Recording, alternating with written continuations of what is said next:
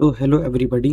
तो अब हम स्टार्ट करते हैं अपना न्यू लेक्चर। इस लेक्चर में हम लोग देखने वाले हैं अज्योर क्यू स्टोरेज के बारे में देखेंगे, things to know about Azure queue storage. इसको थोड़ा डिटेल में देखेंगे। ठीक है, पिछले लेक्चर में हम लोगों ने थोड़ा डिफरेंस देख लिया था अज्योर अज्योर क्यू स्टोरेज और अज्योर सर्विस बस के बारे में। इस लेक्चर में हम सिर्फ अज्योर क्यू स्टोरेज की इंटरनल्स में देखेंगे। ठीक है, तो अज्योर देखते हैं क्या कहता है ये। Azure queue storage is a messaging service inside Azure storage. जैसा कि हमने आपको बताया था कि मैसेजेस सेंडर से रिसीवर के पास, रिसीवर तक सेंड करने में हेल्प करता है हमारा Azure queue storage. It is use to store huge numbers of messages between application components. ठीक है, तो अज्योर क्यू स्टोरेज एक ह्यूज नंबर्स ऑफ मैसेजेस को स्टोर करने के लिए जाना जाता है कि अगर बहुत हाई ट्रैफिक है और हमें बहुत सारे मैसेजेस भेजने की ज़रूरत पड़ रही है, तो हम अज्योर क्यू स्टोरेज की हेल्प ले सकते हैं, उस सर्विस को अपने एप्लीकेशन में इम्प्लीमेंट कर सकते हैं। ठीक है, अब यहाँ पे एक डायग्राम आता है। डायग्राम कुछ इस प्रकार है कि हमारे पास स्टोरेज अकाउंट है, उसके अंदर दो क्यूज हैं। ये हमारे अज्योर क्यू स्टोरेज है। इमेजेस, एक क्यू हमारी इमेजेस टू डाउनलोड की और दूसरी है हमारी इमेजेस टू रिसाइज की। ठीक है, और जैसे जैसा उनका काम है, जैसे कि यहाँ पे लिखा है इमेजेस टू रिसाइज, तो जो भी इमेजेस रिसाइज करनी होंगी वो इस क्यू में आएगी और जो भी इमेजेस डाउनलोड करनी होंगी वो इस क्यू में आएगी। ठीक है, तो इसको देखते हैं। The image shows one storage account, हमारे पास एक स्टोरेज अकाउंट है। और ये जो इसमें लिखा हुआ है ना कि it is use to store huge number of messages, तो ये मैसेजेस कहाँ स्टोर करके रखता है? अज्योर के स्टोरेज अकाउंट में स्टोर करके रखता है। अज्योर के पास एक सर्विस होती है अज्योर स्टोरेज अकाउंट, उसके अंदर ये अपना जो डेटा है उसको स्टोर करके रखता है। अब इसके अंदर यहाँ पे दो क्यूज है हमारे पास, images to download, images to resize. Think of queues like a waiting lines of task. ठीक है, तो ये हमारी वेटिंग लाइंस ऑफ टास्क हैं एक तरह से। क्यू, अगर आपने डीएसए में भी क्यू पढ़ी होगी तो वो भी यहाँ पे सेम ही कॉन्सेप्ट है। ठीक है, थोड़ा सा मैं यहाँ पे आपको बना के दिखा देता हूँ कि ये हमारी कुछ क्यू इस प्रकार होती है और डेटा यहाँ से आ रहा है और यहाँ से निकल जा रहा है। ठीक है, और जो हमारी इमेजेस, जैसे अभी अभी हम इसकी इमेजेस टू रिसाइज की बात कर रहे हैं, तो पहली इमेज हमारी यहाँ पे आके स्टोर हो जाएगी, दूसरी इमेज हमारी यहाँ पे आके स्टोर हो जाएगी। ठीक है, और यहाँ पे हमारा सेंडर बैठा हुआ है और यहाँ पे हमारा रिसीवर बैठा हुआ है। ठीक है, तो कुछ इस तरह से ये क्यू चलती है। अगर आपने डीएसए में क्यू पढ़ा हो तो सेम ही है।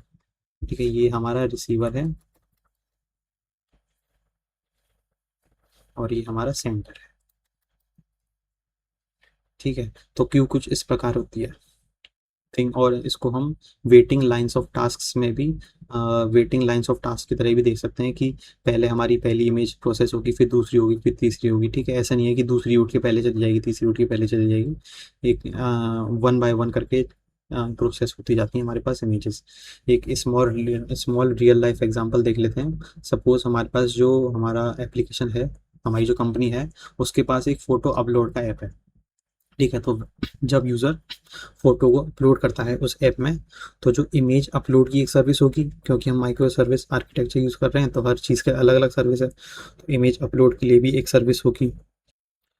तो जो इमेज अपलोड सर्विस है, तो जो यूज़र ने इमेज अपलोड करी है वो इस इमेज अपलोड सर्विस में इमेज आके स्टोर हो जाएगी।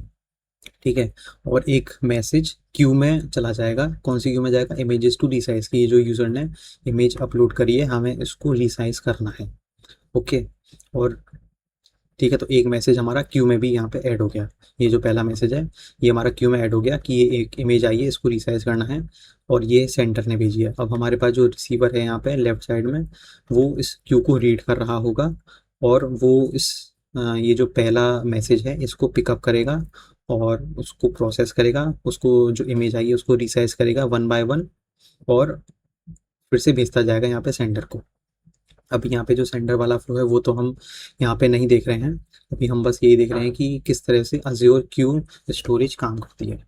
ठीक है, it resizes images one by one, this avoids overloading the system. ठीक है, जैसे जैसे इस पे जो भी इसकी कैपेसिटी होगी, जो भी इसकी लेटेंसी होगी, उस हिसाब से एक एक करके जिस तरह से इसके पास सीपीयू होंगे या वेब सर्वर होंगे, रैम होगी, उस तरह उसी हिसाब से ये एक एक करके मैसेजेस को उठाता जाएगा, उनको प्रोसेस करता जाएगा, रिसाइज करता जाएगा। ठीक है, फिर अगला आता है हमारा पहला point, Q can contain millions of messages. तो ये जो हमारी क्यू है, जो क्यू है हमारी ये है, ठीक है, ये जो है ये हमारी अज्योर क्यू स्टोरेज, ठीक है। ये जो आप तो पैरेलल लाइन देख रहे हो ना, ये हमारी क्यू है। बाकी तो इमेजेस और इधर उधर जाना है। जो मेन चीज़ है जो हम पढ़ रहे हैं वो है क्यू, ठीक है। क्या कहता है कि जो क्यू है वो हमारी क्यू है, वो मिलियंस ऑफ मैसेजेस को स्टोर करके रख सकती है। हमने पहले ही बताया था आपको कि इस क्यू में मिलियंस ऑफ मैसेजेस, बहुत सारा हैवी डेटा स्टोर हो जाता है। Azure queue storage can store very large number of messages. Example, suppose during a festival sale 5 million users upload product photos, ठीक है। 5 मिलियन मतलब 50 लाख लोगों ने अपनी प्रोडक्ट की फोटोज अपलोड करी फ्लिपकार्ट पे या अमेजोन पे। तो instead of processing all immediately, messages are stored in queues, workers process them gradually, queue handles massive traffic safely. ठीक है, समझ पा रहे हो आप लोग कि यहाँ पे 5 मिलियंस ऑफ इमेजेस यहाँ पे आके बैठ गई, ठीक है। और जिस तरह से हमारे पास जितने भी हमारे पास सर्वर्स हैं, सीपीयूज हैं, वो उनकी कैपेसिटी के हिसाब से एक एक करके इमेजेस को उठा रहे हैं और प्रोसेस कर रहे हैं, ठीक है। वही इसमें लिखा हुआ है, मैसेजेस स्टोर क्यू में स्टोर हो जाती हैं और वर्कर्स उन्हें धीमे धीमे करके प्रोसेस करते रहते हैं। इससे हमारे जो वर्कर है उस पर लोड नहीं पड़ता, ओवरलोड नहीं होता, ठीक है। वो अपने कैपेसिटी के हिसाब से एक एक करके प्रोसेस करता रहता है। फिर अगला पॉइंट आता है, queue size depends on storage account capacity. जो इस क्यू का साइज है वो स्टोरेज अकाउंट की कैपेसिटी पे डिपेंड करता है। जैसा कि मैंने आपको पहले बताया था, जो अज्योर क्यू स्टोरेज है वो अज्योर स्टोरेज अकाउंट को यूज़ करती है अपने मैसेजेस को स्टोर करने के लिए। तो जो क्यू की लिमिट है वो उस अज्योर स्टोरेज अकाउंट पे डिपेंड करेगी। अगर स्टोरेज की कैपेसिटी इंक्रीज होगी तो हम मोर मैसेजेस को स्टोर कर सकते हैं, मोर क्यूज़ को, बहुत सारे क्यूज़ बना सकते हैं उस एज्योर स्टोरेज अकाउंट में, और बहुत सारे मैसेजेस को हम स्टोर करके रख सकते हैं अगर स्टोरेज की कैपेसिटी ज़्यादा है। अगर कम है तो कम रख पाएंगे, सिंपल सी बात है। एग्जाम्पल, यहाँ पे स्टोरेज अकाउंट है हमारा माई अकाउंट, इसके अंदर 2 क्यूज़ हैं, अज्योर, ये हमारी अज्योर क्यू स्टोरेज, और ये हमारा ये इस पर्टिकुलर स्टोरेज अकाउंट से कनेक्टेड है। तो जो भी डेटा ये लोग स्टोर करेंगी वो इस माई अकाउंट वाले स्टोरेज अकाउंट में स्टोर करके रखेंगी। तो स्टोरेज अकाउंट हमारे पास माई अकाउंट है। क्यूज़ कौन कौन सी हो सकती हैं? एक वीडियो प्रोसेसिंग की क्यू हो सकती है, ईमेल नोटिफिकेशंस की क्यू हो सकती है, ऑर्डर अपडेट्स की क्यू हो सकती है, इमेजेस टू रिसाइज की क्यू हो सकती है। All these queues share the storage account capacity. Okay. फिर अगला पॉइंट आता है, messages accessible from anywhere using rest interface. जो हमारा एप्लीकेशन है, application can access queues from anywhere in the world using HTTP rest APIs। अभी कह रहा है कि जो एप्लीकेशन है वो क्यूज को एक्सेस कर सकता है। और क्यूज को एक्सेस क्यों करेगा? वो मैसेजेस को स्टोर करने के लिए या इमेजेस को स्टोर करने के लिए। तो ये कह रहा है कि जो एप्लीकेशन है, अब जैसे हमारा अज्योर है, अज्योर तो ऑल ओवर वर्ल्ड एग्जिस्ट करता है, अपनी सर्विसेज प्रोवाइड करता है। तो जो एप्लीकेशन है वो उस क्यू को एक्सेस कर सकता है from anywhere in the world. सिर्फ हमें रेस्ट एपीआईज की ज़रूरत पड़ेगी और वहाँ से हम उन एपीआईज को यूज़ करके क्यू को एक्सेस करेंगे और अपना जो मैसेजेस हैं उनको स्टोर करवा लेंगे क्यूज़ में। Example, a mobile app in India uploads an image, ठीक है। एक मोबाइल ऐप है, फ्लिपकार्ट की ऐप, जो एक यूज़र इंडिया में बैठा है वो फ्लिपकार्ट की ऐप यूज़ कर रहा है और उसने एक इमेज अपलोड करी। अ processing service running in the US reads the Q message and processes it, ठीक है। एक हमारे पास यूएस के अंदर एक प्रोसेसिंग सर्विस है जो काम कर रही है, वो उस क्यू को रीड करेगी। देख रहे हो, जो यूज़र ने इंडिया में जिस क्यू के अंदर मैसेज भेजा था, मतलब इमेज अपलोड करी थी, तो वो एक क्यू में गई होगी, ठीक है। और उस क्यू को कौन रीड कर रहा है? एक यूएस में बैठा हुआ प्रोसेसिंग सर्विस उस क्यू को रीड कर रही है। कैसे रीड कर रही होगी? एक रेस्ट एपीआई की मदद से रीड कर रही होगी। Running in the US reads the Q message and processes it, और उसके बाद उसको प्रोसेस करेगा, ठीक है। इससे क्या होता है? इंक्रीज्ड रिलायबिलिटी बढ़ जाती है। Queues help applications become more reliable. कैसे? क्योंकि आप सोचो कि हमारे पास एक दोपहर में 12 से 1 बजे एक फेस्टिवल सेल है फ्लिपकार्ट पे, और बहुत सारे यूज़र्स एक बार में आ गए और सब कुछ ना कुछ इमेजेस अपलोड कर रहे हैं, रिव्यू दे रहे हैं, कुछ भी काम कर रहे हैं, और जो मैसेजेस हैं वो क्यू में आते जा रहे हैं, वो बढ़ती जा रही है क्यू। लेकिन हमारे पास जो रिसीवर में वेब सर्वर्स हैं उनकी उतनी कैपेसिटी नहीं है कि सबको एक साथ हैंडल कर सके।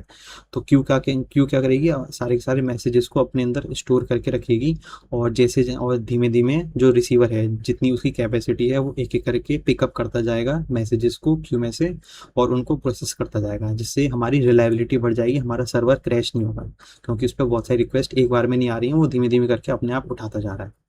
ठीक है, तो वही यहाँ पे कह रहा है कि if a service is temporarily down, messages stay safely in queue, processing happens later. ठीक है, ये अगला पॉइंट है।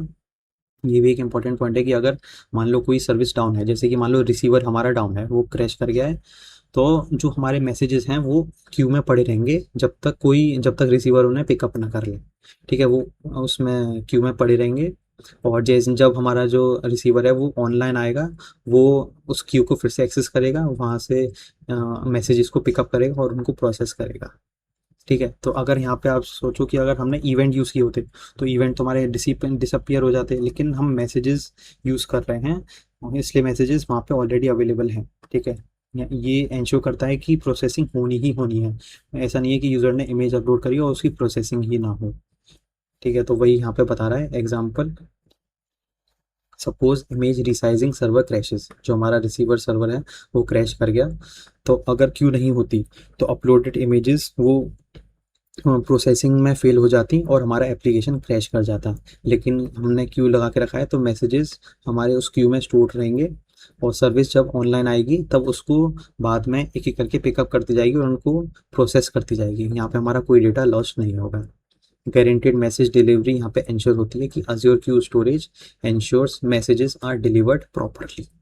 ठीक है, तो हमारे जो अज्योर क्यू स्टोरेज है वो इंश्योर करता है कि मैसेजेस हमारे प्रॉपरली डिलीवर्ड हों। ठीक है, ये मैंने आपको समझा दिया था एग्जांपल, यूज़र ने एक प्रोडक्ट की वीडियो अपलोड करी और ये हमारा मैसेज बना। जैसे यूज़र ने प्रोडक्ट की वीडियो अपलोड करी, एक मैसेज क्यू पे चला गया कि प्रोसेस इस वाली वीडियो को प्रोसेस करो। अब even if processing service busy होगी उस वक्त message remains in queue, message हमारे क्यू में पड़ा रहेगा।